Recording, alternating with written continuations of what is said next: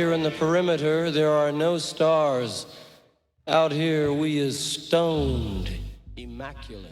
Hello and welcome. This is the C86 show. I'm David Eastaugh. As you know, we love a special guest.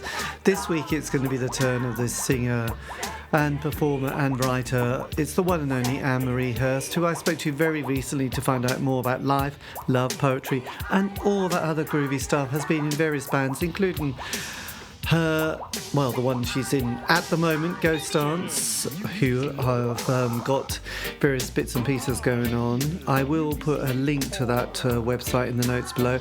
And also was in Skeletal Family in the, 80s, but again, a few decades later they reformed.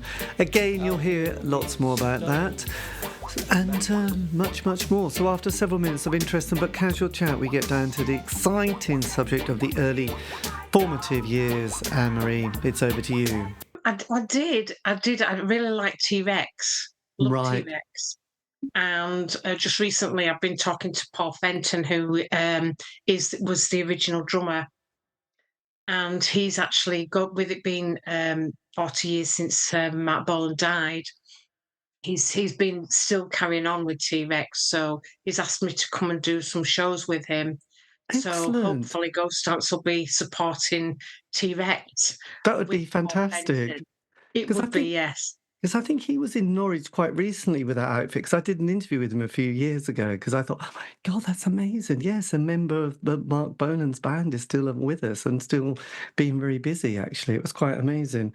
I have to say, he definitely wasn't doing Zoom. It was definitely a phone call on that occasion. Yes.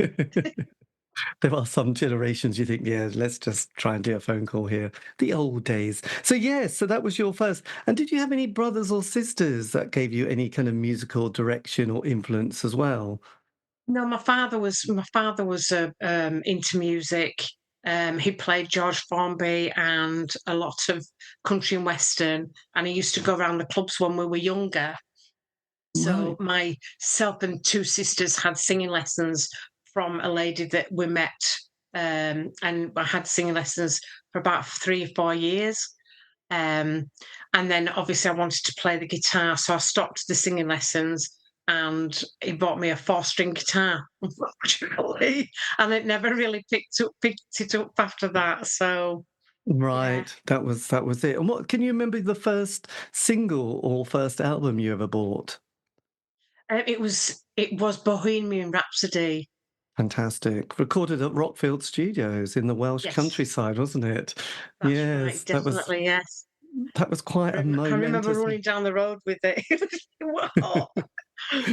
Well, it was that time. I mean, to be honest, my first single was obviously the Bowie one, but Space Oddity. The second one was Rod Stewart's Sailing. I was rather taken. There was a TV drama which they had to do with the Royal Navy, wasn't it? And they introduced with the program to sailing, and I was about 10, 11 at the time. I thought, wow, that's amazing. So, yes. It was a massive single for him, wasn't it? Huge. It was the moment that he didn't have to sort of be in a band with the Faces and could just become this global superstar and head off to Hollywood. And yes, it was just ching ching, wasn't it? That was just I think it was Atlantic Crossing, wasn't it? Where, that kind of, and I suppose being young at that stage, and you saw Rod with the hair and then his kind of model girlfriend, was it Brick Eklund? And you thought, my God, yes. These are people that one could never even get close to in life. They were beyond it, being brought up in the countryside wearing wellies and kicking a football around in the mud. You just saw these blonde people and thought, oh God, how do you get there? That's too much, actually. And can you remember the first gig you ever went to? Well, the first gig will have been it was in Bradford, and it was Crass. Crass, that's so cool. And I did sit outside when Sex Pistols played Keighley. Right. But I was too young to get in, far too young. So I did sit outside and listen to them. But unfortunately, that venue's no longer with us. Yeah. And was it the 1 in 12 club? Was that happening when you were at that sort of formative years? No, what it was Keighley Funhouse that a lot of bands played Sisters of Mercy, Southern Death Cult, a lot of alternative bands. Played, the Funhouse in Keighley. Yes, that was Yeah, God, and class though. that was in Bradford. There was quite a few different venues in Bradford. Royal Standard was a really good one that Adam and the Ant played. So it was a nice place with Bradford then. Yes, well, absolutely. I guess Yeah. Marco Peroni was on guitar at that stage, was he, with Adam at that point? Yes. Yeah. Yes. So when you got to that kind of very old age of 16, did you leave school or did you go on to do A levels at that point?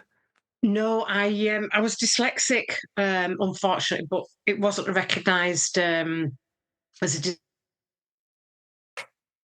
Oh, you're frozen. Arse. disability. So what I did, and I was better with I was did nursing for 2 years, and I qualified as a chef, and I went into chefing. But I started in Skeletal Family when I was 16. Right. So yes, And were you in a band before that called The Elements? The Elements. I was a backing singer. Right. So was that a band that you were in even younger than 16?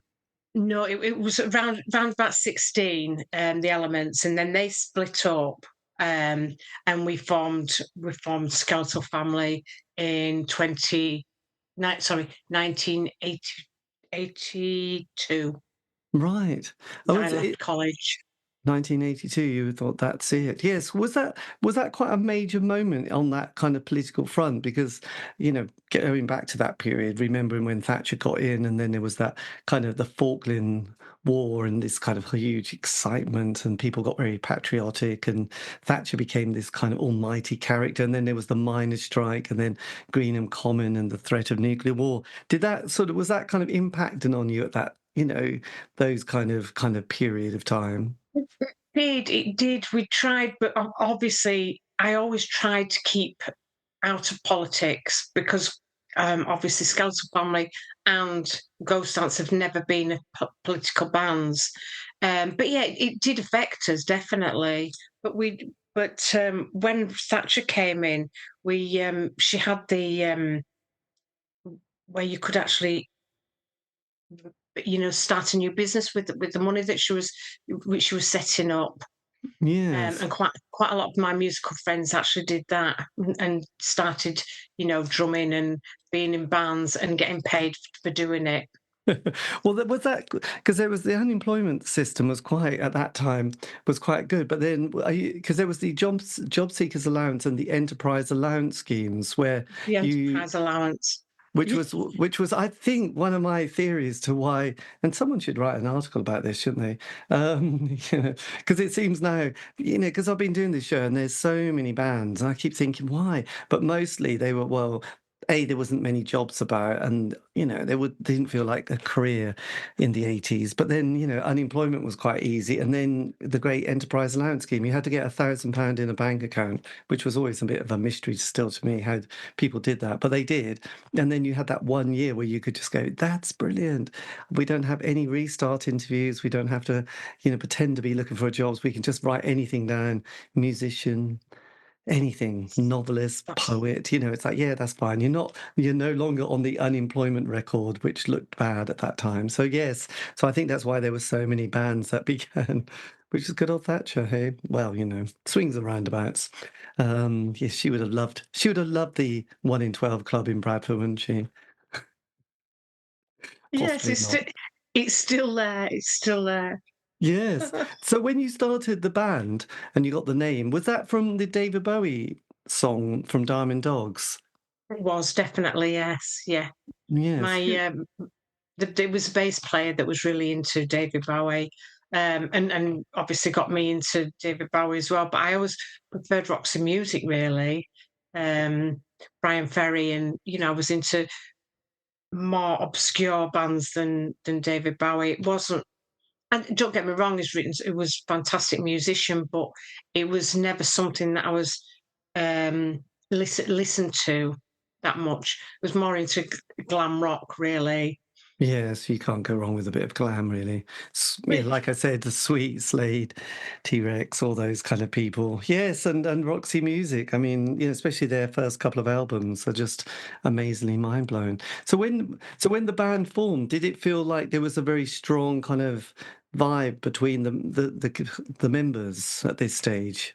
Definitely, definitely. We went for until 2020, sorry, 1984, 85, and then it sort of there was disagreements with who was in the band, and obviously we they wanted to change the lineup of the band and things, and I wasn't really happy with that. So we just completed a tour with the with the Sister Mercy. We did the Black October tour, and we were asked as special guests to go on that. And just after that, I'd met up with Gary Marx and Eldritch and Wayne Hussey and Craig Adams, and they became quite, really good friends. And then obviously, Sister Mercy split up, so I got in touch with Nick Jones, who was promoting.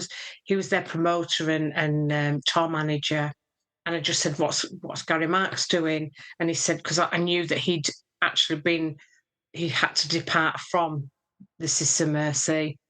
And so that's when I started working with him behind the scenes, had numerous meetings, and we started writing songs together, and that's when I formed Ghost Dance. My God, you packed a lot in. Now, one of the greatest songs, I still think it's an amazing song. So I'd love to hear a bit of your story, Promised Land. Can you remember how that came about? Because I still sort of, when I play it, I still think, oh my God, this is just musical genius. Yeah, it was. What we used to do is we used to go down to studios in Bradford, and we'd just sit and write.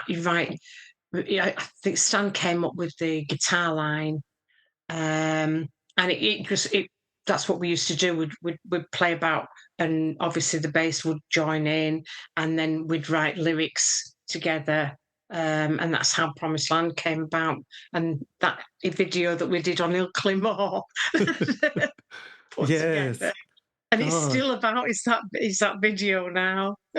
My God. Do you sort of, when you hear it, do you think, my God, that, because the production, I remember there was another band from Manchester called the Chameleons, and I just always thought their sound was really expansive, because I was really into indie pop, but there is a sort of a bit of a, I don't know, an indie pop sound, which doesn't sound great production, whereas the production on that particular track and that kind of expansiveness it's just sonically awesome. Did you feel that, was the producer good? Was the band just hot? Was the studio? What was it that made that track so memorable? It seemed to link. I think definitely the guitar sound and the riff was a massive thing with it. And I think, if I remember correctly, we actually recorded it in Driffield, just outside Castleford, and that was, I think it's Castleford. But that was always the place where everybody from this area did most of the recording. Is that where Chumbawamba would record a lot of their stuff? Because I think that was near Castleford, but I can't quite remember now. I can't remember. I'm not Yes. familiar with Anyway, some of their things. no, but I just remember sort of Castleford being one of their go-to plays. So yeah, so the band sort of broke up before you even really got going at this stage. Well, we were going for about 3 years, and we did go out touring, extensively. We were out most of the time, and we'd just jump into a transit van, and that was it. We were off. So we spent like 2-3 years actually going around Europe and playing different places in the UK as well. So we were very lucky, but in that respect, that we did a lot of German and Belgium dates. My God, they must have loved you in Germany, mustn't they? We did go down very well in Germany. Yes, we did. Did you play Berlin at all? Yes, yeah. God, that must have been, yes, because it was, and also it's kind of interesting because there was the Batcave in London, and then there's obviously in Leeds this kind of great Gothic scene. Is there any sort of theory that you have about why there were so many bands of that kind of genre that sort of came about at that time? Did the stars align at this? Did you all stand on the same ley line? I mean, it was just weird, isn't it? It is. It's because because punk was about, and I was a little. I mean, I don't get me wrong. You know, I've seen lots of punk bands in my time, but for me, I needed to be. I didn't want to be shouting, and I wanted to do more singing, really. And obviously, we had a different idea. And obviously, with me being quite a lot younger than the other members, then we'd sort of gone into a darker phase, so obviously we were, more goth than we were punk. And that Yes. was that was the idea that we were moving to. And then obviously when we did Trees, it was John Peel that picked it up and really liked it, and asked Skeletal Family to go down to Maida Vale, and we actually did 4 songs for his show, Oh my and God. that helped us. That really did help us. Yes, the famous John Peel session. Yeah. That's always like it's like the equivalent of the Pope giving you a blessing, really, isn't it? Let's face it, at that stage. Definitely. And he was such a nice man, and his wife, that he used to call her the pig. It was his pet name for her. Yes, She came from Shipley, which is just down the road from here. yes, of course, yes, because Yeah, so he used yes, to take an interest in a lot of leads in West Yorkshire. He took quite a lot of notice, but there was like an explosion, really, of goth bands at round about that time. yes, and if you're on the outside, you think that everybody's having a great time and they all get on really terribly well, and you all live in the same community, but you probably didn't still talk. You would have talked to each other, wouldn't you? Because you were on tour with Sisters of Mercy. Quite a nice community, or were you all a little bit suspicious of each other with a certain Yeah. dollop of envy? I think we all seemed to look out for each other. That was the main thing. It was it because there was a place called the Phonographic, which was in a shopping centre. It was a nightclub in Leeds shopping centre in the Miriam Centre, and everybody used to go down there um, on a night, and we'd all get dressed up, and there was Soft Cellar and Sister Mercy, and we were all dressed up and dancing to our kind of music as it was. So it was very much community, really. Yes. Was there another festival, kind of a weekender called, was it Futurama that happened, which became kind of famous with slightly left field bands as well, which now I can't remember who put it on. Was it David Keegan? Keegan? David Keenan. Sorry, Keenan. John Keenan. John, God knows where I got the John. David. That might have been. Yes. Anyway, but yes, they did. I just saw that lineup, and anybody who went along to it, well, probably just shrugged their shoulders and thought that it was just a normal thing. But now, looking back 40 years, you think, my God, all those bands for probably £5 and 50p would have been just mind blowing. And also, it's great, great bragging rights, isn't it? Yes, I was there. Yeah. So yes, you saw Soft Cell, did you? Or at least hang out with Mark and Dave, David. Yes, we did. Yeah, God, that was good. yeah, So you did 2 pill sessions, the first in the summer of '83, so that was, Black Juju, The Winds Blow, Someone New, and I. yeah. So who was your producer was Roger Percy. I never come across, I know a lot of people had Dale Griffin, who was the Mott the Hoople drummer, but you had that. Did that all go smoothly? Did you were you pleased with the session on that one? We were definitely. It was nice to be, because obviously you down in the Maida Vale, and it's like, wow, this is just amazing. John was there, he came down and welcomed the bands, and it was just an amazing time. We just thought, what an opportunity, what a fantastic opportunity. Yes. So we took it with both hands. But your second one, the following autumn of '84, you did have Dale Griffin, didn't you, from What the Hoople? And was that a quite a different session? Because I know most people who had Dale producing them said he was a bit grumpy at times, and he often gave them a hard time. But he got a good sound, but he was a bit harsh. He was a master, and he wanted the best out of each band. And it was hard work, but it was great because obviously you know, it's not a game anymore. No. Whereas before it was always fun, and you had to put your big pants on and say, right, you know, I'm gonna behave, and I'm gonna really enjoy this. Yes, absolutely. Did it after being in the band for 2 years and then forming another one? Did it feel quite a lot of work started again at that point and thinking, because most people, what I found, apart from the job seekers allowance being very important, most indie bands have that kind of 5-year narrative. They have their 12-month kind of honeymoon period, if they're lucky. Then the John Peel play, then the John Peel session, which is good. The first album, Transit Van around all those indie nights around the country. And then the second album, it can be good, but a bit tricky. Third album, everyone just hates each other by then. So, that's it. So you just got the one album, which was on Red Rhino, wasn't it?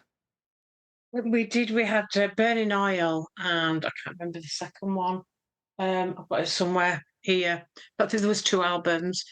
Um, so yeah, but it was time. It was time to move on for me. Yes. There was different things, different political things going on within the band, and I just felt that I'd given it 100%, and it was time to to do something different. Yes, because your first single, which came out in '86, a fine year, Heart Full of Soul. So this one was with Gary Marx and various other people. Did the creative process, was that different to the previous band, or was it quite similar? It was a lot different. We started off with a drum machine for one, and there was myself and Etch and Gary Marx, and then we got Steely Riffin, another guitarist, because obviously we had lead and rhythm.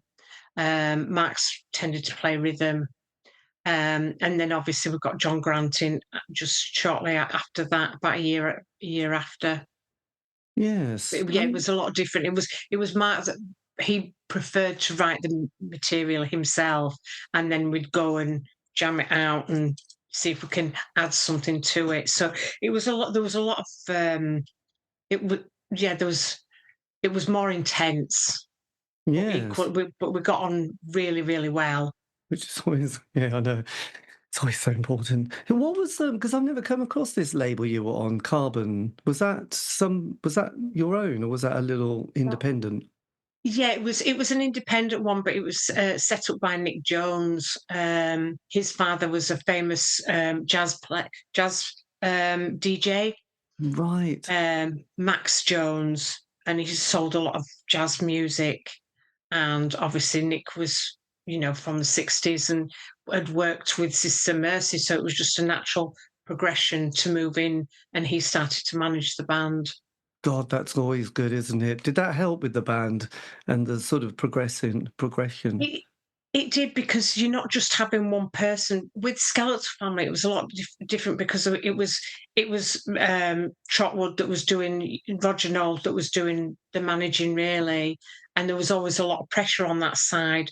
Whereas with having a manager and allowing them to do all the back work, we could concentrate on the music and writing songs and gigging.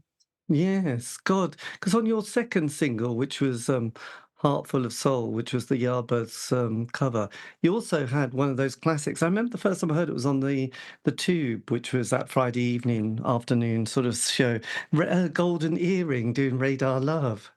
Was that one of your kind of favourites by any chance? It was definitely, yeah. John Peel actually hated Heart Full of Soul. Did he?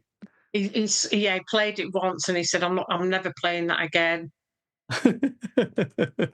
Oh, well, at least he played it. Did So he? that Did was was he sorry. a fan of the band, or did he become a fan?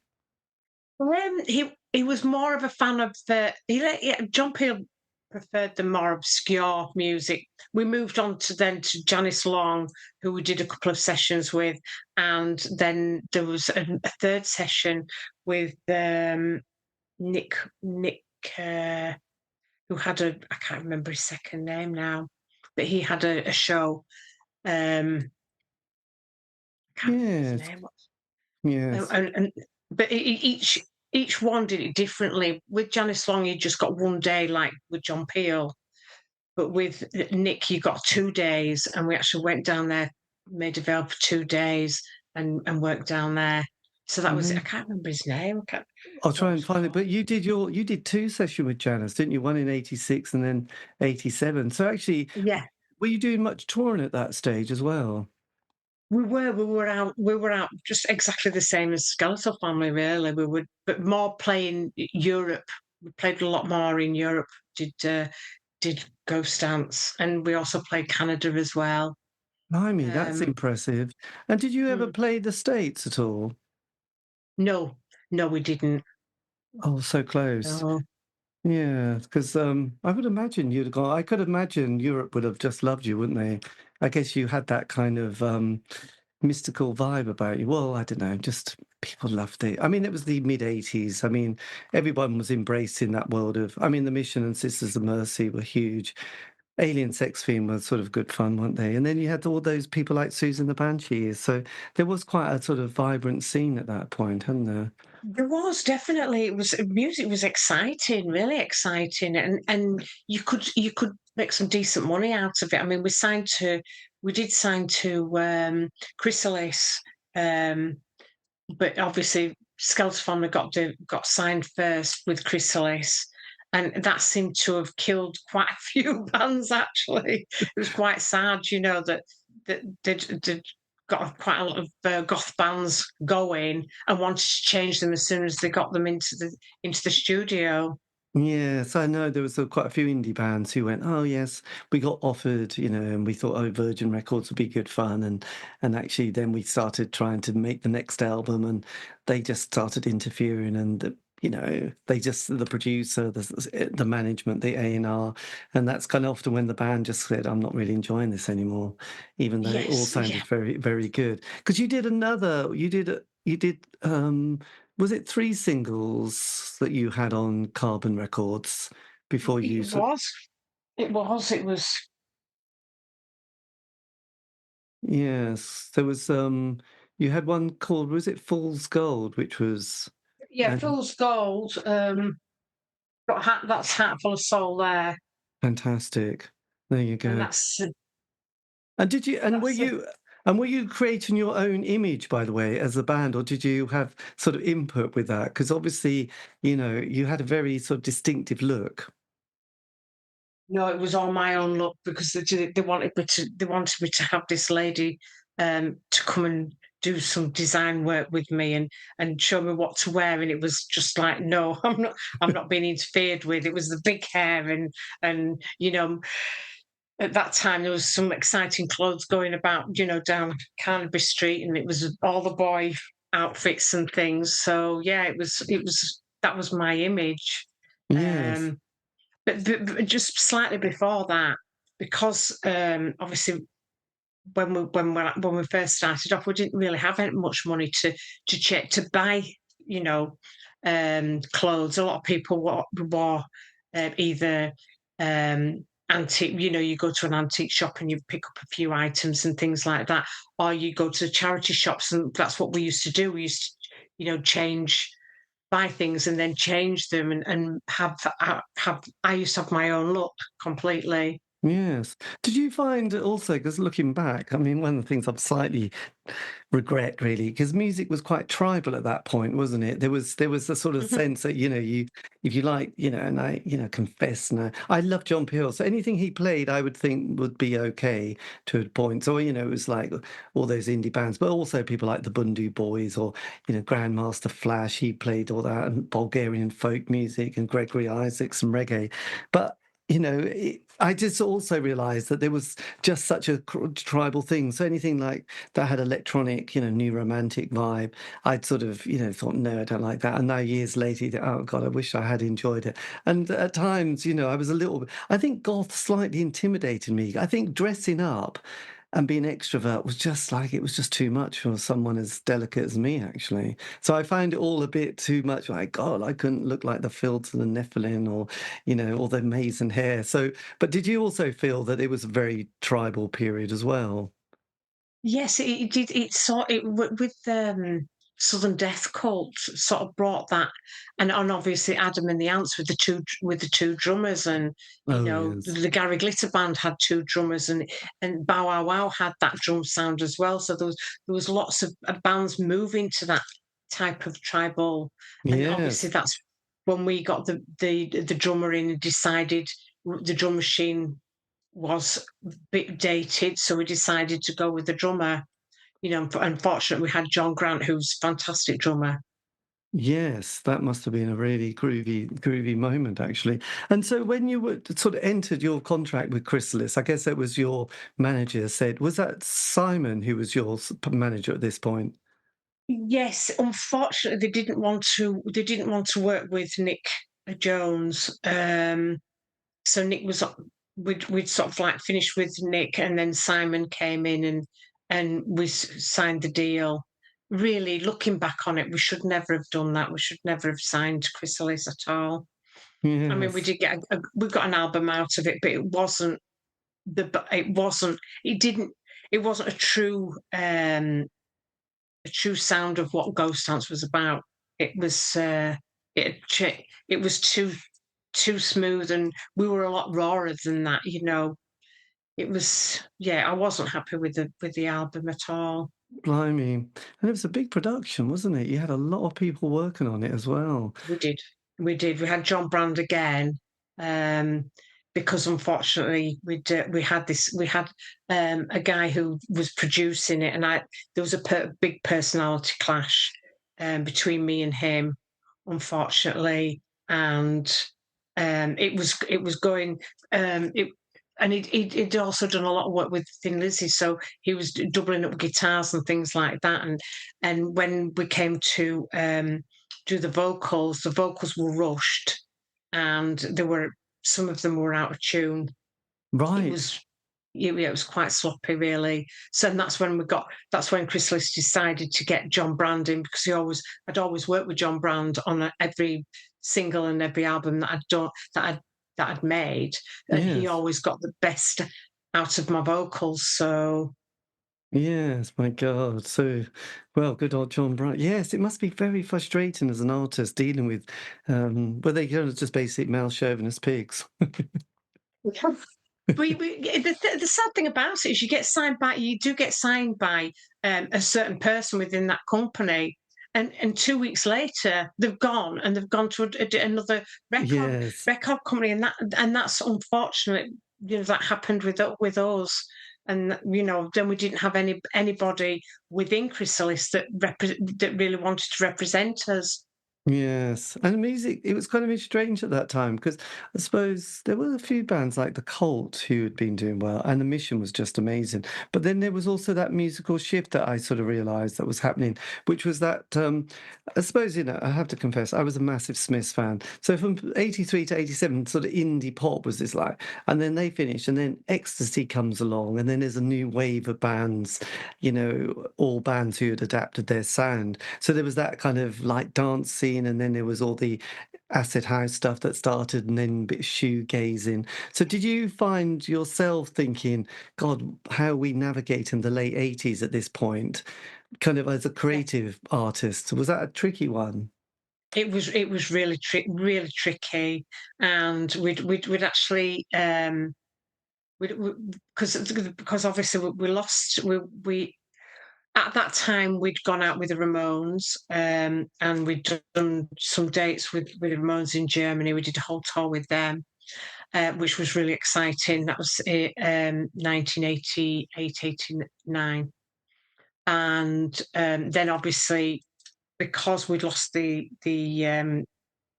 contract with Chrysalis, we decided that we'd go it on our own. So what we did was we went, because we were on Melody Maker, we were on In Sounds, we were on front covers of lots of magazines at the time, and the idea was that we'd start sort of start again and start writing. So obviously we went and got a loan from a bank, and that's how we managed to stay afloat for the final year of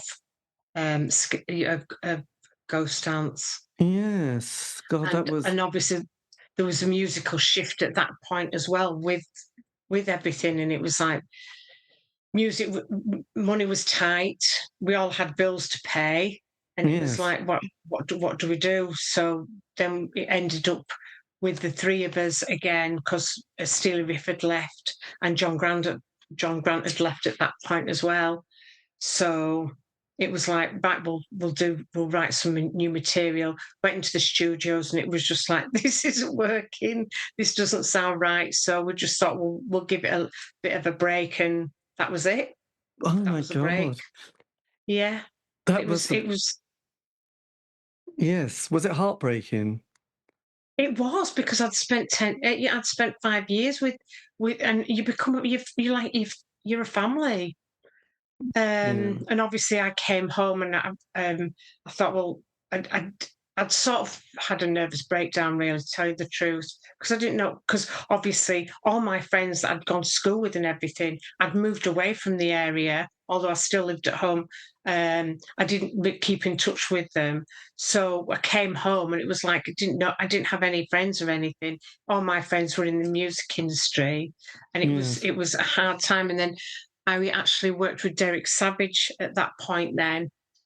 And I went down and stopped with him, and I got some songs written by the Farmer Boys, who worked with Brian from The Sweet. It was their backing band. And they wrote some songs for me, and we presented them to EMI, and a couple of other record companies. They weren't really interested in them at the time, and then there was the big crash with the money. Yes. Did you And say? Derek Oh, so who's Derek Savage? we used to manage Hazel O'Connor. Oh my God! And did you mention the Farmers Boys? Yes, yeah.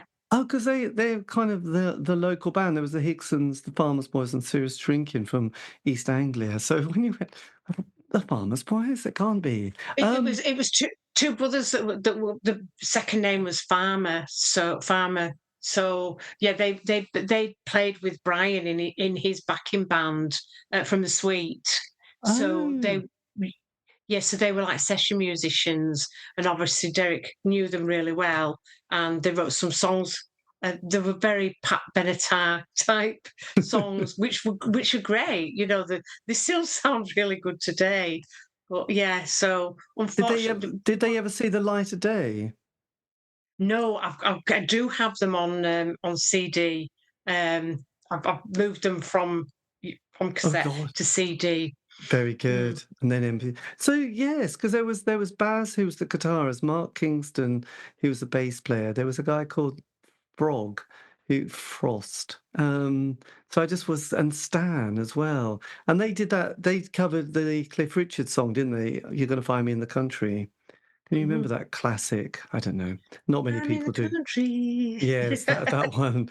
Yeah, they were a funny little quirky band. And I did an interview with Mark, and he said they were signed to EMI on the same day as Kajagoogoo. I thought, God, you couldn't get more different two bands going at the same time. But anyway, so so you so you went in the studio and recorded this. Yeah, I actually recorded them at their house. God, where was Um, that? they were living down in London at the time. Right, there you go. Yeah, so we went down there and recorded them in their studio.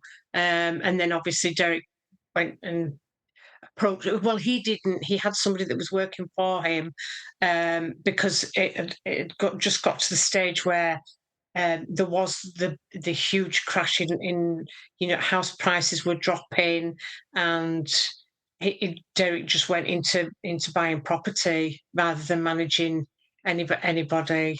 Oh, God, he was savvy, wasn't he? My God. Yes, I kind of Yes. remember. I do remember that period, because it was the John Major, I call it the John Major years, and there was just such a lot of, again, it was still recession. It didn't, it seemed, the 80s all just seemed about recession to me. I don't know, there was not much. I mean, other people seemed to be having a good time and then they lost it all. But I just thought, I just was constantly poverty stricken. So we never had that little bubble, that little, oh, this is good. It was just always like scraping together, wasn't it? And then John Yeah. Major period was a bit scraping together, and then it was suddenly New Labour, and it all went mental, really, didn't it? So after that kind of adventure, God, that would be amazing, recording. Then what happened then for the rest of the night? Well, the beginning and the rest of the 90s for you? I came home and settled down and had a breakdown.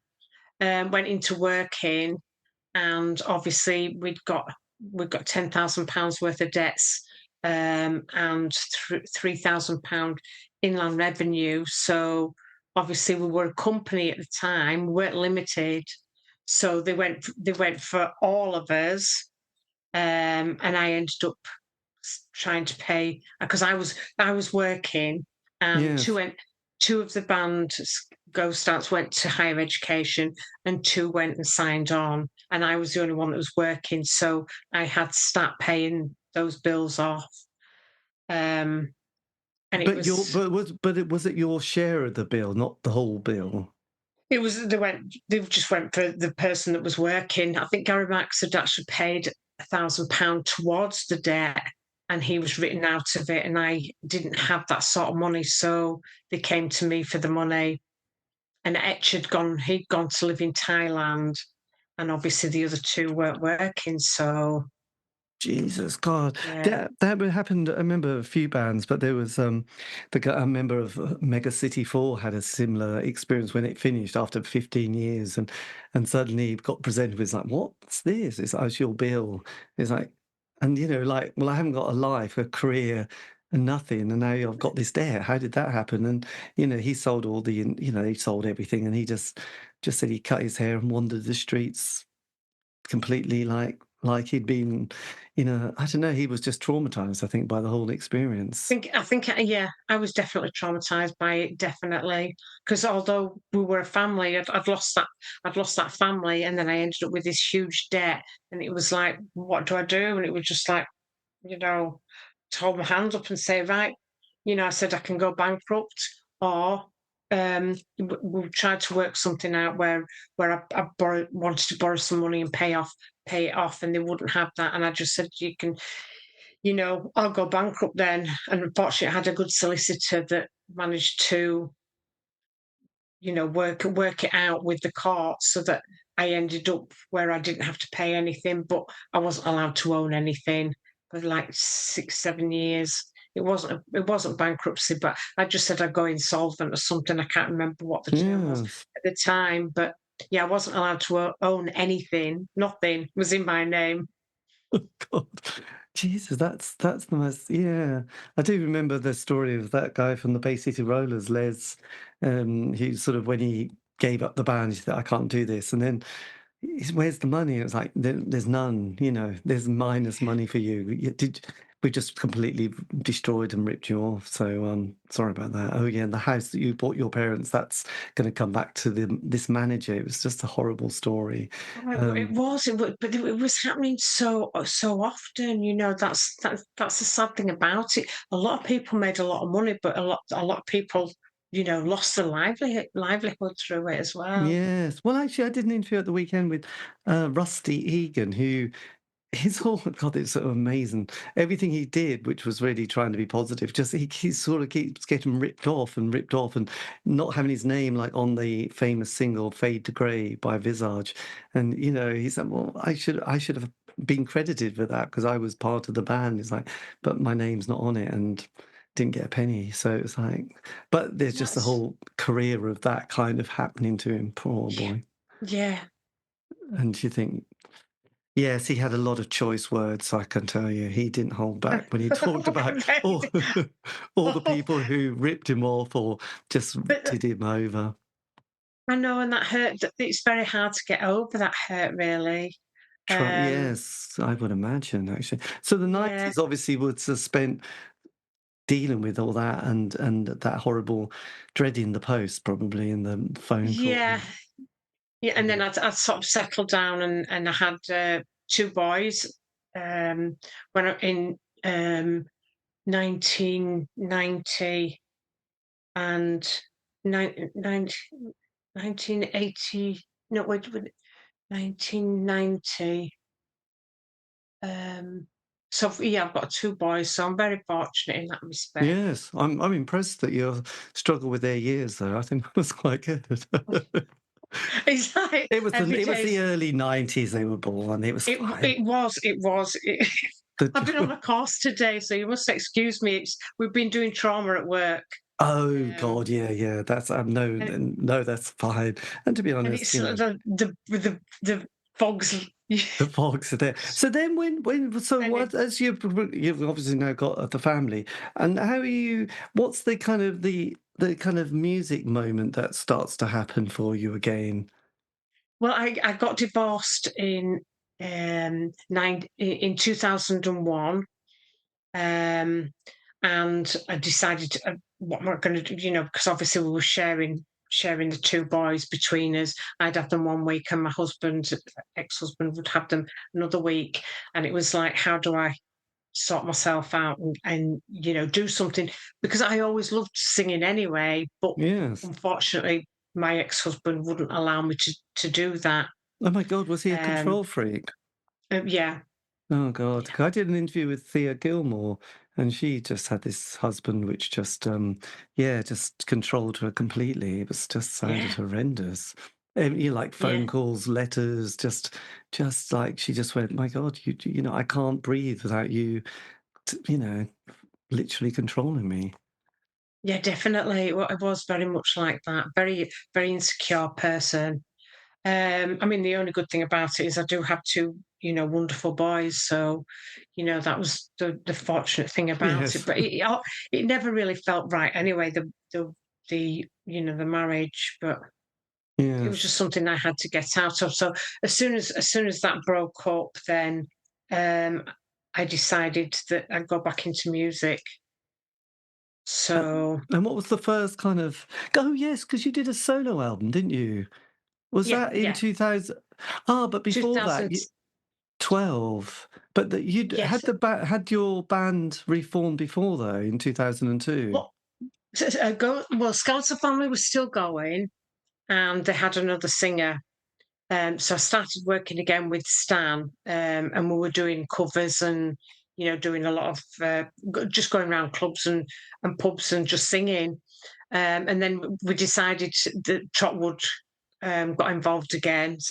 Roger Noel got back involved, and we we I went out as Anne-Marie Hurst, Yes. because obviously Skeletal Family was still going with the previous singer, and then Stan Greenwood had a fallout um, with the other members, and that's when I came back in. But before that, we recorded an album that was in my name. Right. And was this album called, I'll get this wrong, won't I? Day of All Days. Day of All Days, yeah. So though that came out in 2012, that had been recorded much earlier. No, it had been recorded at that time. At that Right. time, My God, it's yeah. amazing.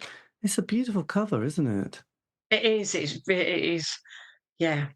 Yes. And did you enjoy, I mean, was that a big thing to sort of step back into the band again and you know, It was really exciting again. I forgot how much I enjoyed it. That was the thing. And obviously, we made more of an impression that time. Did Skeletal Family, where we played.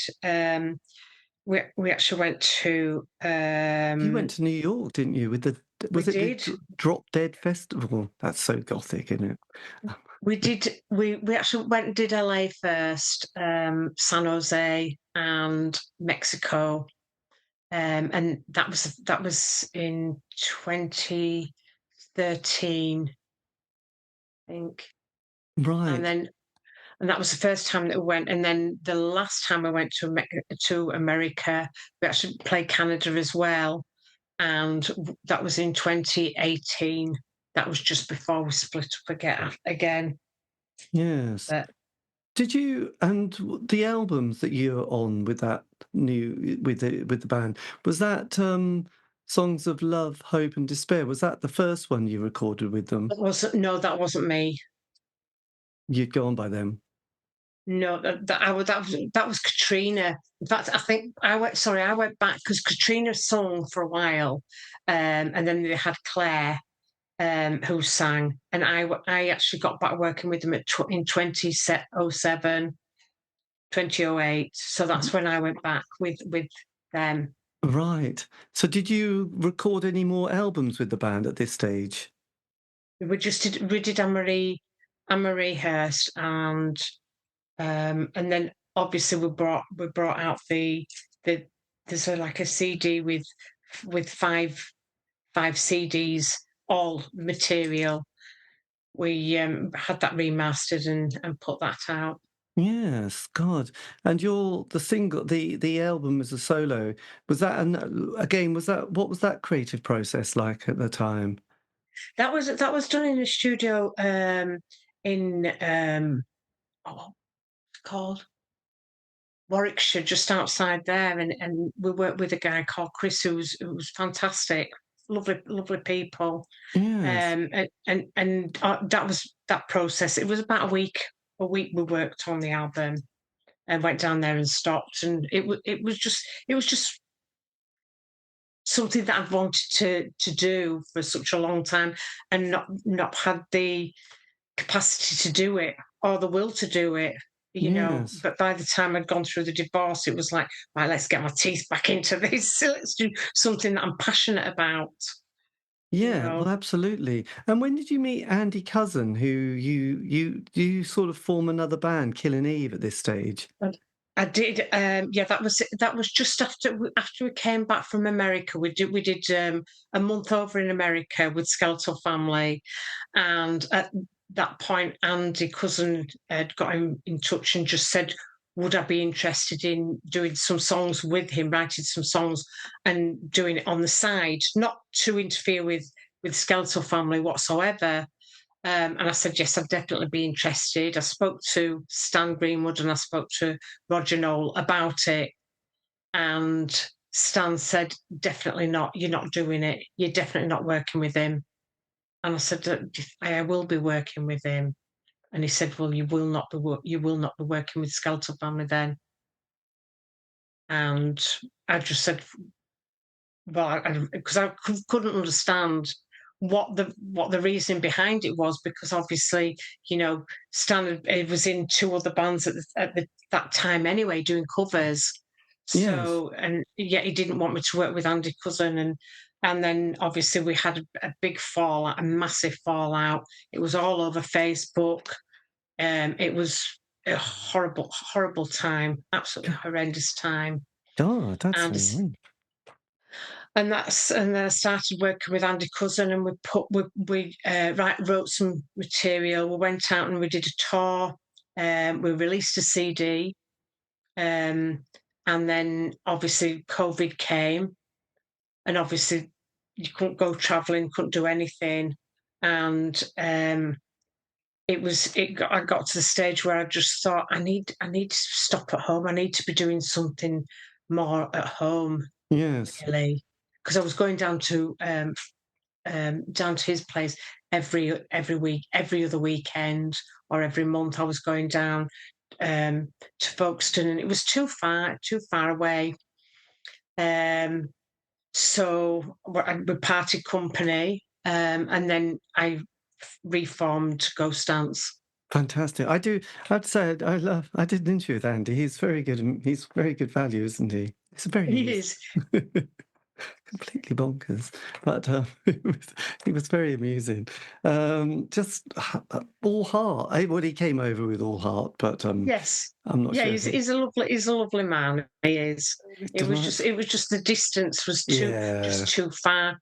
And he's more of a home bird anyway. So it was, you know, the travelling was all on, you know, my side. So Yes. So then Ghost Dance. So how do you sort of pull your band together again for this? Do you start Is it like the Magnificent Seven? You start looking for who to join the band. Oh, at the time, I'd spoken to Tim Walker, who'd been in a band called Harlequin in the 80s, and his band had supported Ghost Dance quite a lot.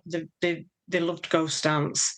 So whenever we played locally around this area, then Harlequin would always come and they'd support us. So Excellent. they'd been there. So I spoke to, and Tim Walker's got his own studio in Bradford. So I got talking to him and just said, I've got this idea. What do you think about getting Ghost Dance? Do you fancy we'll get back together? Yes. And I said, would you fancy being guitarist? And he said, yeah, definitely. So I got in touch with him. He got in touch with the rest of the band. Obviously, Paul Mother wasn't working with them at the time, so obviously they split up in the 80s. So obviously I had Harlequin as like the backing band. And we couldn't find a bass player. We were struggling to find the bass player. So then we decided that we'd go with the original bass player who lived down in Brighton. And Phil came in, and hence I had the Harlequin band backing me. And that is handy, though. Very handy. Yeah. I mean, they were great. They were lovely, lovely guys, and we just wanted to have fun because it was at that point where there was just so much going on, and there was so much doom and gloom, and it was like then COVID hit, and it was just like, oh my God, what do we do? And fortunately, because we've been out, we've done I think we've done 1 or 2 dates, and made this big thing about we're coming back, and then of course COVID hit, and it was like, what do we do? So what we did was started writing, because we didn't have the intention of writing anything. And we wrote an album, and we all went into the studio separately. Oh, was this the Silent Shout? Yes. Right. Yeah. Oh, so this was your COVID album. That was all done from yes, in each other's little bubble, I suppose, wasn't it, at that point? It does look like it does look like a David Bowie on the back cover. Who's on your left, on the right of the photograph? He's got a bit of a Bowie-esque look to him. It's that Steve. It could be Steve. Yes. I can't actually see it. No, but anyway, it's definitely not the other 3 members. But there was somebody on that photograph. He does look like Bowie. Obviously not. Yeah. So God, social distance and in the studio, you had to do it. So yes, did that all go okay?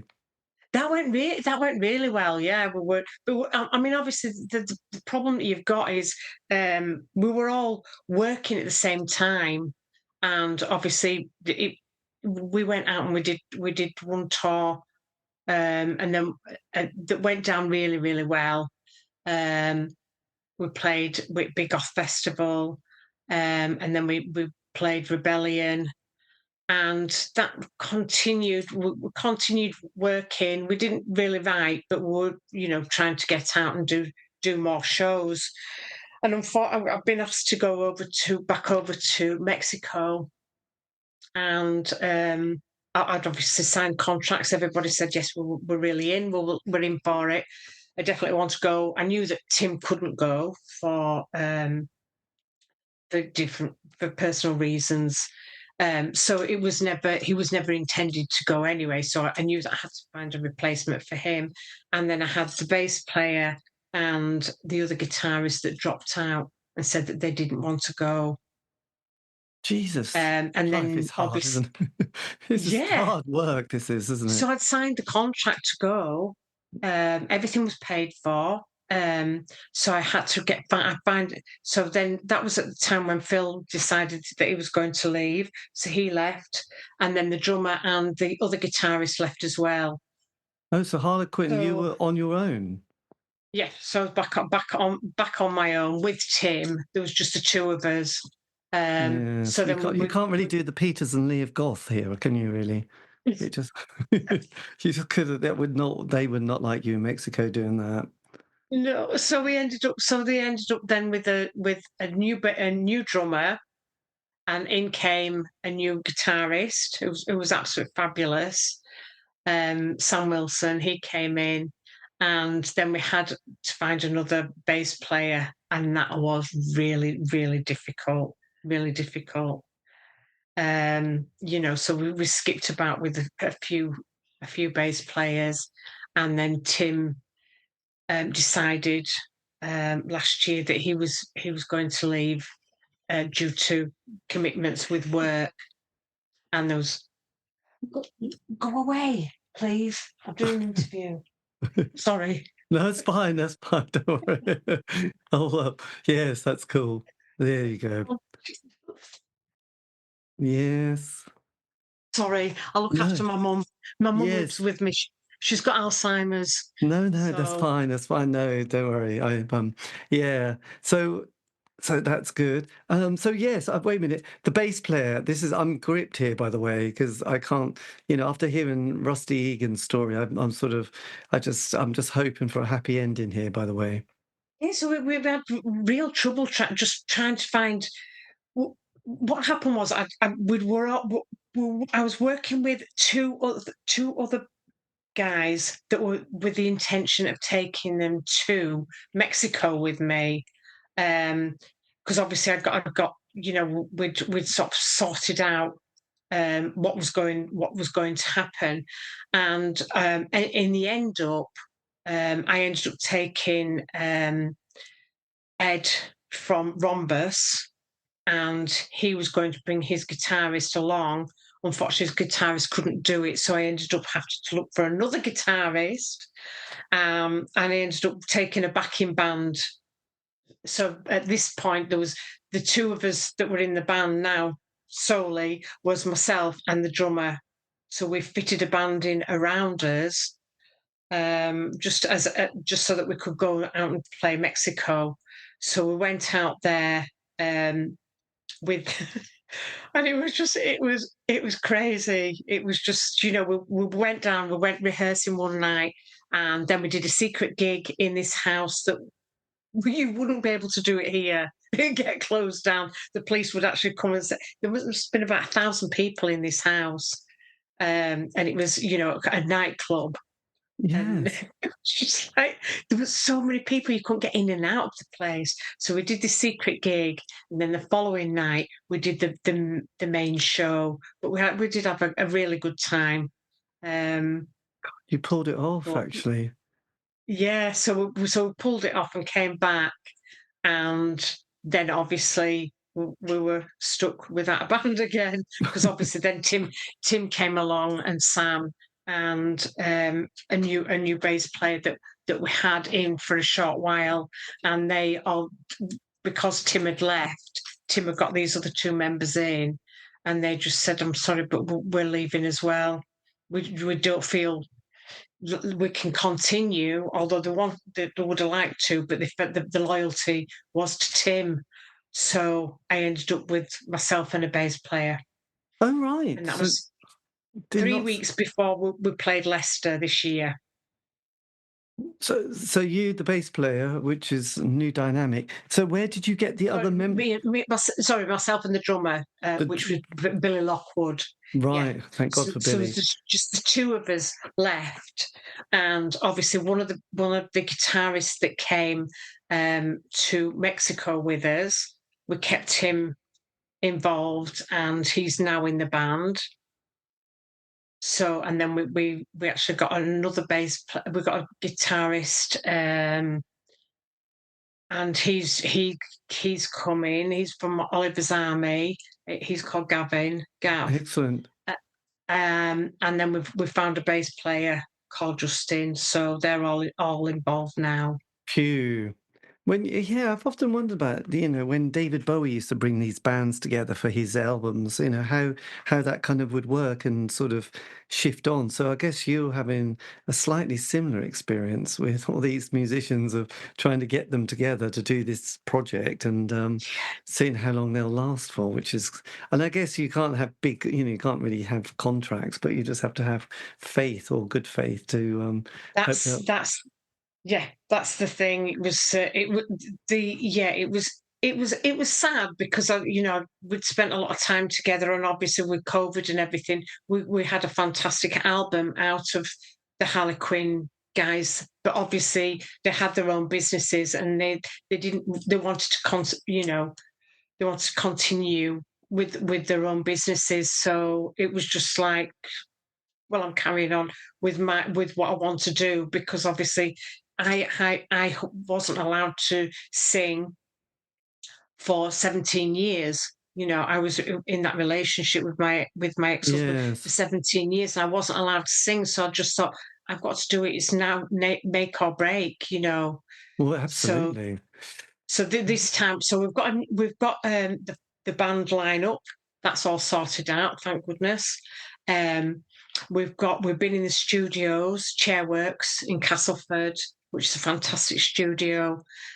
We've worked on 3 songs, and we're going to be releasing those for the American market.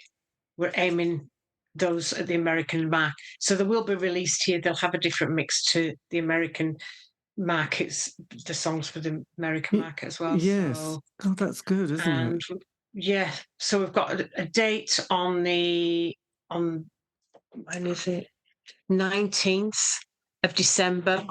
We're going out and we're playing our own show, which is one of the biggest shows that we will be doing.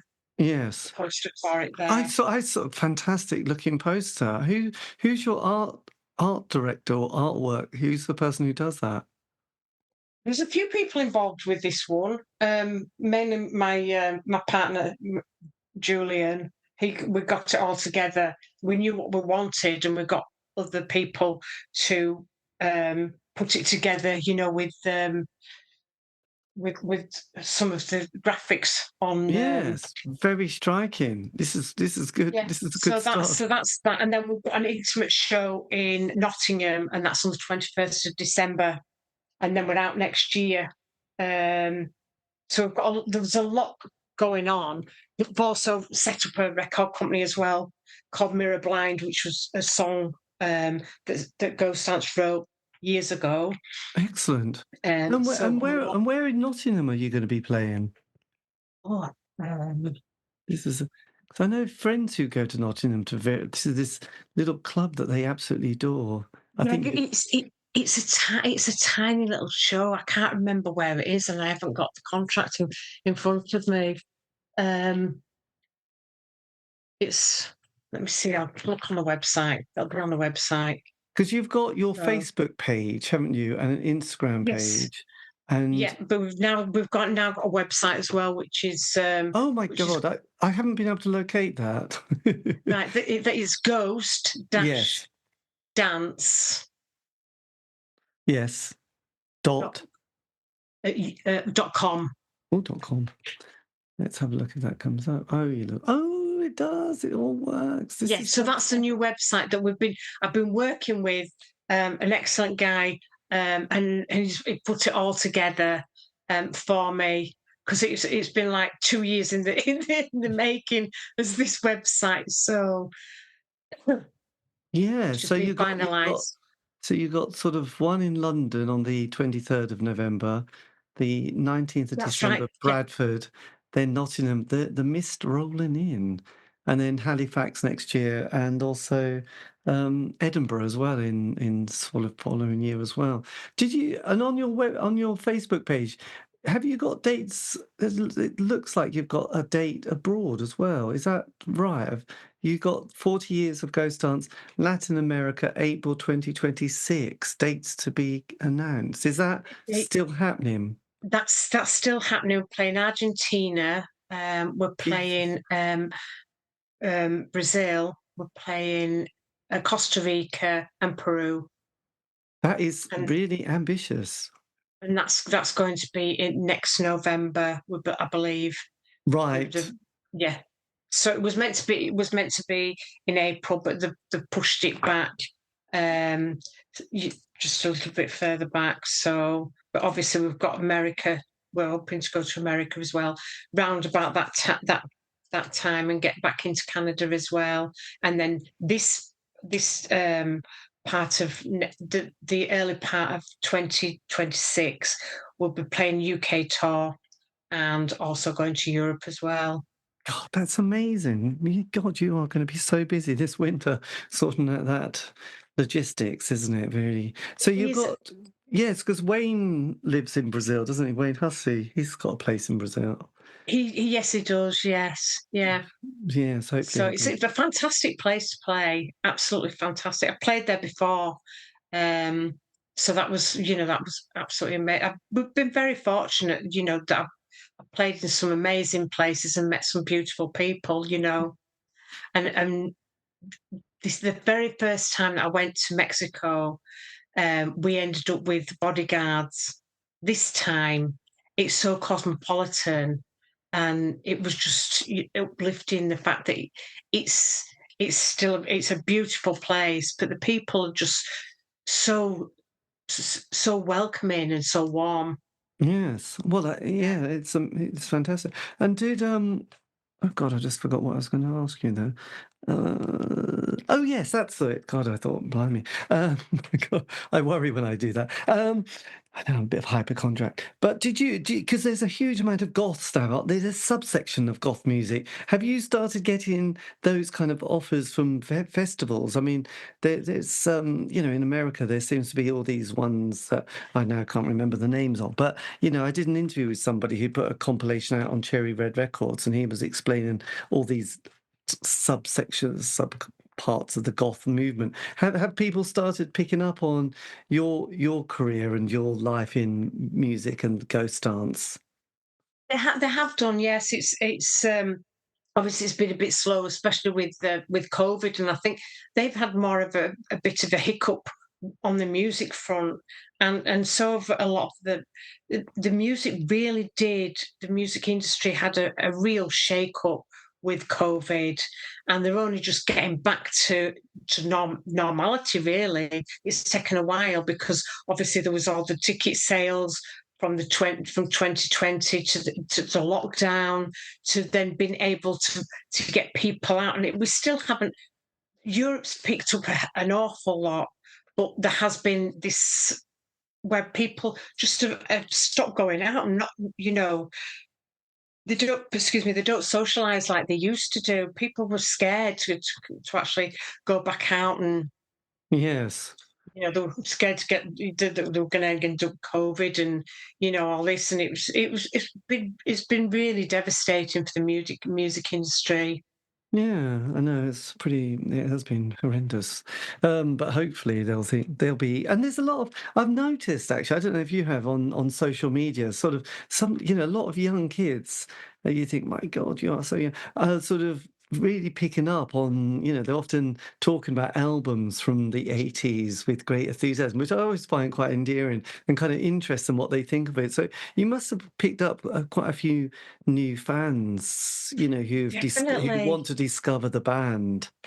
Yeah, yes, we have, definitely, and it's been really uplifting. And obviously, they're from a generation when we were growing up. Facebook and TikTok and Instagram never existed. So you were lucky that we did have the pioneers of the John Peels of this world and clubs. But if you Yes. said you were going to do something, you went in ahead and did it. There's none of this flaking where, yes, I'm going to go, and no, I'm not going to bother. The whole world has just changed dramatically, Yes, and we look at it. I mean, I try and look at Facebook in a positive light. I don't really say anything about home life and things on Facebook because it's mainly for the band. But yes. it's a shame. I do see a lot of young people now that actually literally just walk around with their phones, and they don't interact like they used to do. They just talk on the phone, and it's, especially with the work that I do, I find that it's Facebook and mobile phones have really taken over such a lot, and it's stopped young people with, meeting socially and having, it's I can't have a when I was working, because I work in social services, I work in children's homes, and I worked throughout the whole of Bradford. I'm a night worker, so I used to go to all the the children's homes, and I've seen a massive shift since COVID with the interactions and how they speak to each other, and they can be quite cruel, and Mm. I don't understand what's going on Yes. anymore. They're not just. But I was saying, earlier about, when we used to sort of pick a tribe, like weird music tribe, like an yeah, indie fan or heavy metal, goth or psychobilly.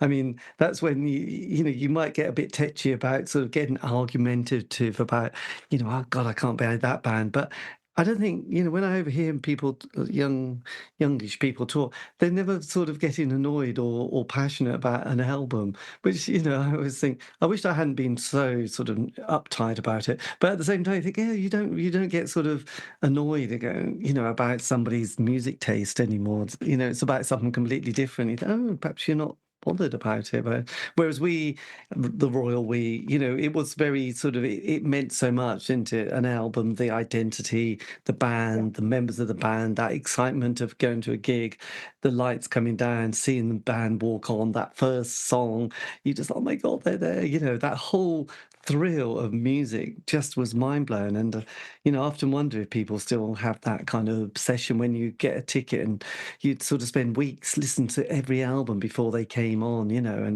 and sort of being sort of, yeah, obsessed about it all. I don't know. It's different, isn't it? It is so, yeah, because you've got the world at your fingertips, really, haven't you? I mean, Yes. I still get passionate about, the bands that I go and see. And obviously, I'm at an age where I can go and afford to go and see bands. I mean, before we used to go hitching up and down the country, and Yes. we were quite, and you wouldn't dream of doing that now. But No, I was in sort of spending your time in phone boxes, trying to sort of push money in and try and get calls, and the highlight yes. of just flicking through the yellow pages. No one, and the smell of those places. Yes, it was all very grim, but amusing, wasn't it? Really. So Was it sounds like the band is going well, though. You've got, and I've noticed quite a few bands from that period. I don't know if it's because people have retired now and thought, actually, I really would love to do the band again. Do you think that's one of the reasons? Well, I think definitely, and I think obviously, because of the last 5 years there's been a lot of doom and gloom. It's like life's for living, and I think, yeah, especially people of our age, we've decided now. Yeah, let's just go, let's just retire, let's just go do do the band, and we'll just see what happens. And that's what I've decided to do next year. It's definitely what I'm doing. So. I'm excited, and I'm really excited to get this record label off the ground, Mm. and just look at some new bands, up and coming bands, and if they want to, put an album out on my record label, then we'll definitely help them do that. The time is to celebrate music and to help other bands to come forward. And if they're struggling, then I had, help with Nick Jones with Carbon Records. Let's let Anne-Marie Hurst help you. You know, Yes. And will you that's be what. sort of linking that with Bandcamp as well? And we are on Bandcamp at the moment, and obviously we'll be sorting it out. I've got the names there and the logos there and everything. We're ready. We're going to launch it properly. Um, so it's Bradford's the City of Culture this year. Oh, So is yeah, it? yeah. We got it last year, Oh. so we're going through. So yeah, so that's. obviously the Odeon's opened up and they've got the big shows on at the Bradford Odeon. That's spent a lot of money in Bradford. So let's just see what we can manage to do. Oh, that's quite a big thing, isn't it, actually, the Yeah. city culture? They do, yeah, do a good job. Because you've got a live bootleg album, haven't they? Town and Country, 1989. Yes, yes, yeah. We've just put that out. That's out on Mirror Blind. Yes. God, that's Yeah. fantastic, actually. It must be. Have you managed to sort of sort your archives out, or is that something that you've been doing for the last few years? That's something that I've got to spend some time on it. Definitely, definitely. The band and work and obviously caring for my mum has taken up a lot of time. So the idea is to put the brakes on work slightly, and just get the archives sorted out. I mean, that album has been it's been we've worked on it. It's been remixed. Baz Barnett did that for me, and he's done a great job. So we've released it through Mirror Blind. Oh, fantastic. Good on Yeah, that. Yes, well, that's good. So you're not doing night shifts anymore on social work? and I am until next year, and then I'm ready to start to retire. I don't know if I'll ever retire fully because I get bored, but I'm definitely going to go part time with a Yes. view to retire. I'm not old enough to retire, unfortunately. No. My mum thinks I am. She says you're 60, you should be retiring. Oh, And I yes, said, and yeah, I can't. I've got to wait until I'm 67, and she I doesn't know. understand that. Yes, yes, in the old days it was 60, but then you have to make sure you got enough, is it credits to get your pension? So Yes, I've another. got those. I've Uh, definitely got those. So oh, that's excellent. I know. That day you go to the Gov website and you look at the pension thing and you see your life's history there on this document, you think it's kind of weird because you think, God, you've got it right back to when I was 16 and that's when I was and you just start thinking, oh, blimey. Oh, those years I didn't contribute. What was I doing? Oh yeah. Whoops. yeah, and then with a couple of years, because I did used to work at Hockney's Gary, the gallery. I used to work in the diner, and I remember going down. And that was just after I'd left Ghost Dance, and I was on £3.25 an hour. Yes, God.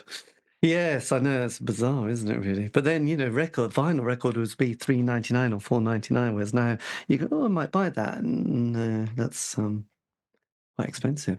But anyway, it's all very exciting. Well, thank you ever so much for this. This has been amazing, and really hope to see you live. I mean, I have to say, your vocals are always been amazing. And do you do training? Do you keep? You mentioned you had singing lessons in your early days.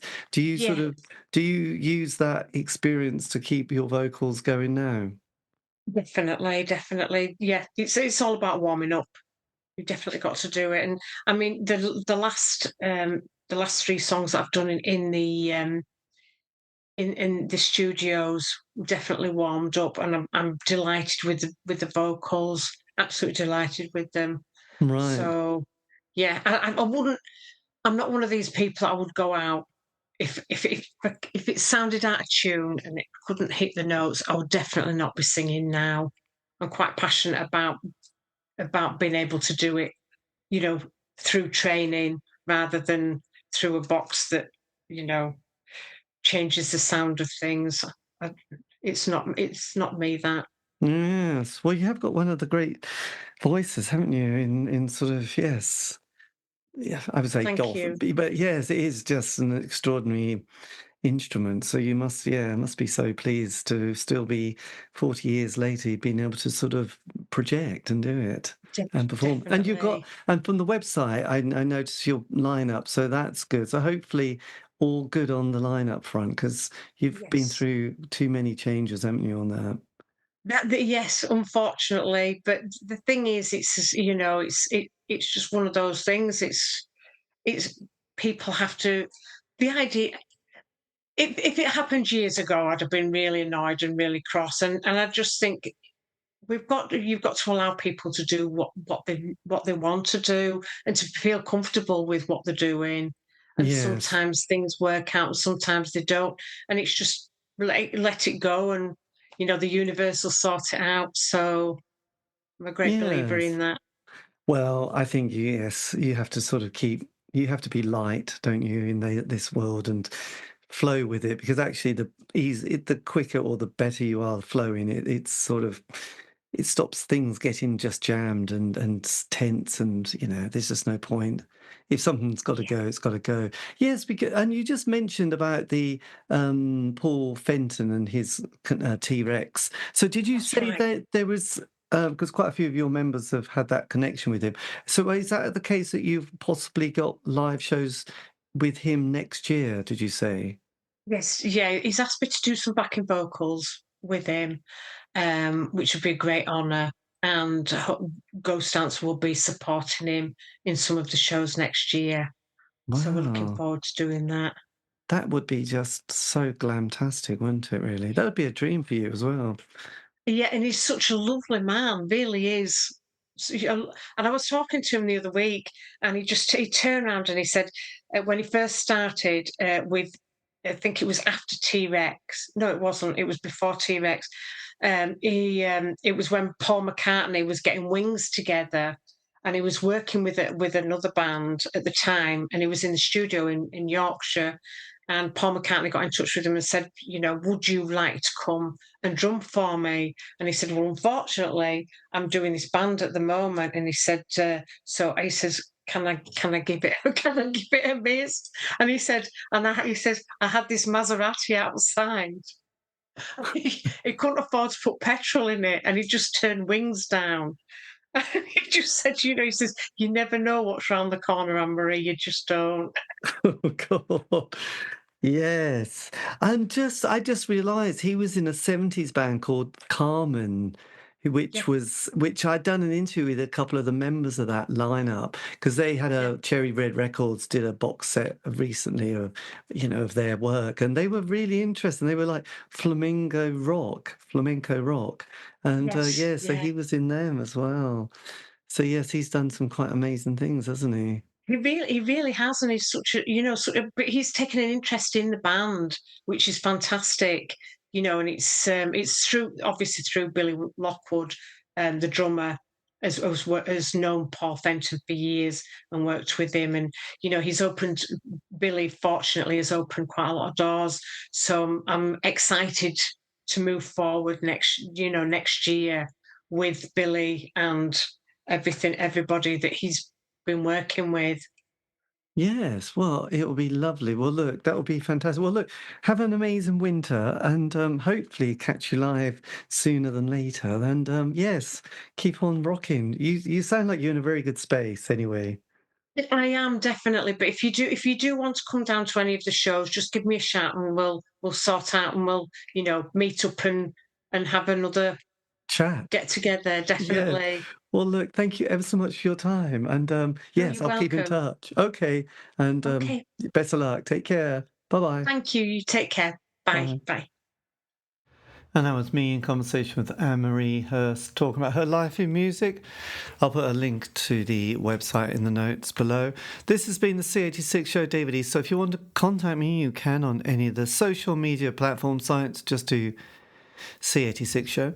All these interviews have been archived. Aren't you lucky? On Spotify, iTunes, Podbean. True. Have a great week. Stay safe.